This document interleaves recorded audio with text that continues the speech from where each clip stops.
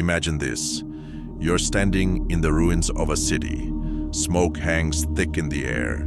The acrid smell of burning tires and gunpowder stings your nostrils. Somewhere in the distance, a dog barks, and the low rumble of armored vehicles vibrates in your chest. You're exhausted, terrified, but alive. More alive than you've ever felt. Your hands grip your rifle like a lifeline. Your heart pounds so hard, it feels like it'll burst through your ribs. And when the chaos erupts again, when the bullets fly and the war narrows to you, your brothers, and the enemy, something primal takes over. A rush surges through you, hot and electric.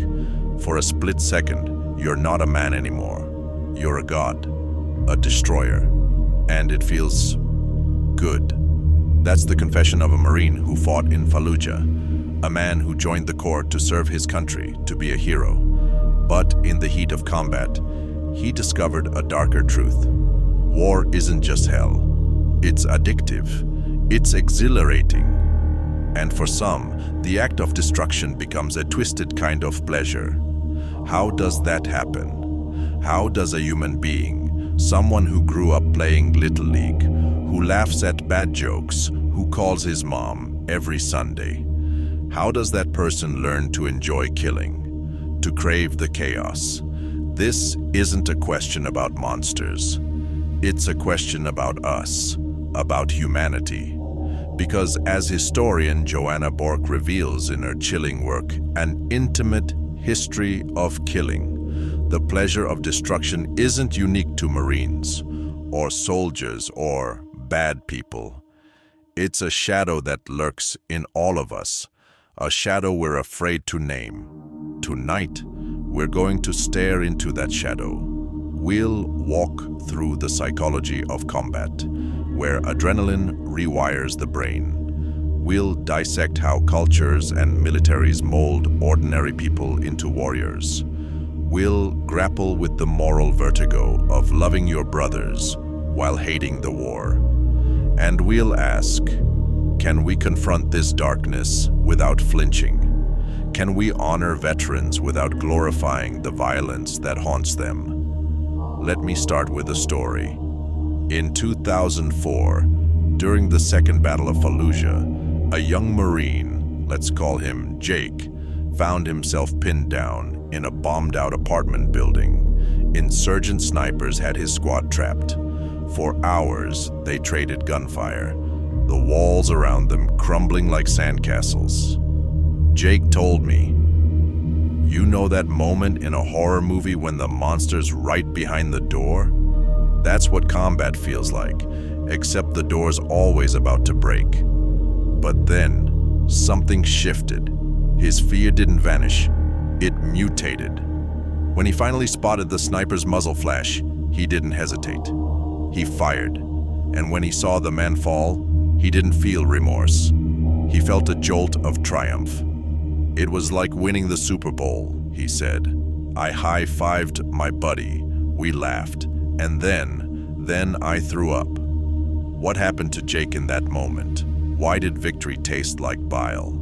To understand, we need to go back, way back, to the very wiring of our brains. When you're in danger, your body floods with adrenaline and cortisol. Your pupils dilate, your muscles tighten, your prefrontal cortex, the part of your brain that makes moral judgments, goes offline. And in its place, the amygdala takes over. This is the ancient lizard brain, the part that cares about one thing: survival. But here's the twist. Once the immediate threat passes, the brain releases dopamine, a chemical reward for staying alive. And that dopamine, it's addictive. Literally. Studies show that soldiers in combat experience neurochemical changes similar to drug users chasing a high. But it's not just the adrenaline, it's the power. For the first time in their lives, these young men and women hold life and death in their hands. They control the chaos. A Marine sniper once described it to me as playing chess with a .50 call. Every shot is a decision. Every kill is a move.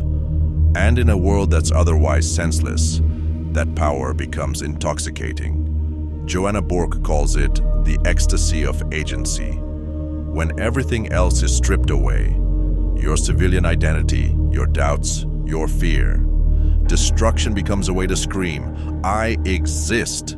Yet this isn't just about the individual, it's about the brotherhood. Picture this. You're 19 years old, you're cold, hungry, and haven't slept in days. But you're not alone. To your left is Doc, the squad medic who shares his last protein bar with you. To your right is Gunny, the hardened sergeant who teaches you how to clean your rifle in the dark. These aren't just friends, they're your tribe. And in war, that bond becomes a drug stronger than adrenaline. You die for them, kill for them, and when you fight together, the violence transforms. It's no longer about politics or duty, it's about protecting your family. But this bond has a dark side, because in the crucible of combat, morality becomes fluid.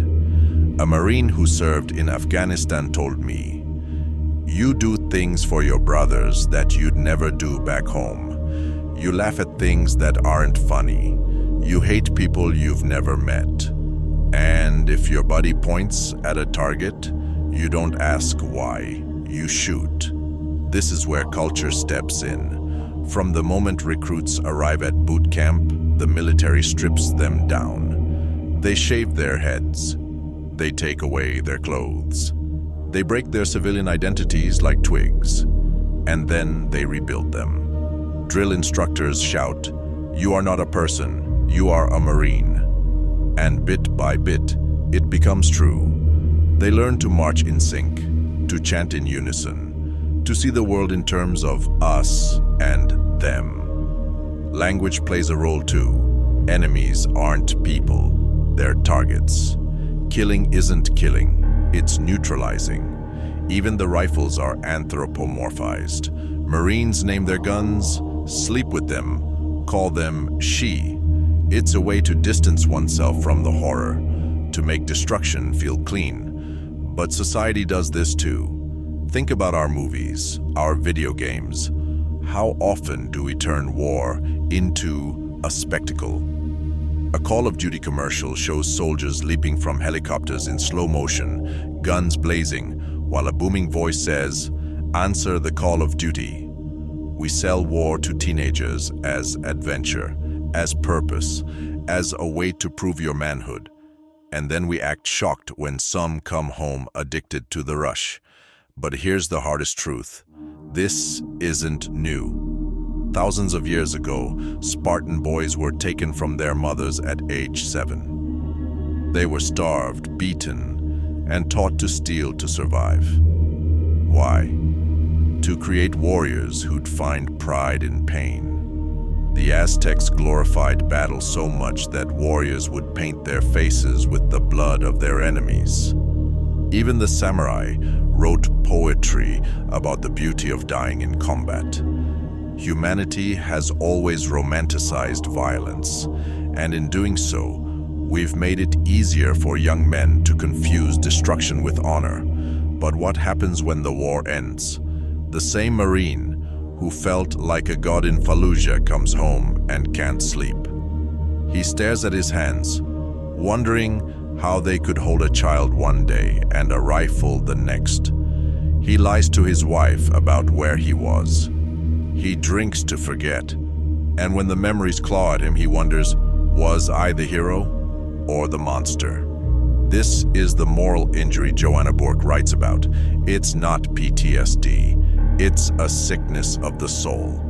A veteran once told me, "I miss the war, and I hate myself for missing it." That's the paradox. The pleasure of destruction leaves scars no metal can cover. So where do we go from here?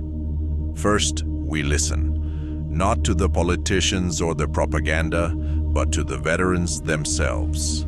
Programs like The Telling Project gives soldiers a stage to share their stories, not as heroes or victims, but as human beings. Because when a Marine says, "I loved my job and I'm ashamed of that," we need to hear him, not judge, not glorify. Listen. Second, we reform. Military training shouldn't just create warriors, it should protect souls. Imagine boot camps where recruits learn emotional resilience alongside marksmanship, where they're taught to process grief, not just suppress it, where veterans mentor rookies, saying, "This is what war did to me. Be ready." And finally, we redefine heroism. True courage isn't just about pulling a trigger. It's about the medic who runs into gunfire to save an enemy child. It's about the soldier who refuses an order to shoot civilians. It's about the Marine who comes home and says, "I won't let this war define me." I'll leave you with a story. After the Battle of Fallujah, Jake, the Marine who felt that rush of triumph, volunteered at a school in Iraq. He taught kids English, played soccer with them. One day, a little girl drew him a picture. It showed a man in uniform holding a flower instead of a gun. "That picture broke me," Jake said, "because I realized I didn't want to be the man with the gun anymore. I wanted to be the man with the flower." That's the challenge. To replace the pleasure of destruction with the power of creation. To build a world where we don't just thank veterans for their service, but fight like hell to make sure they never have to serve in the first place. Joanna Bourke was right. To understand the pleasure is to begin disarming it.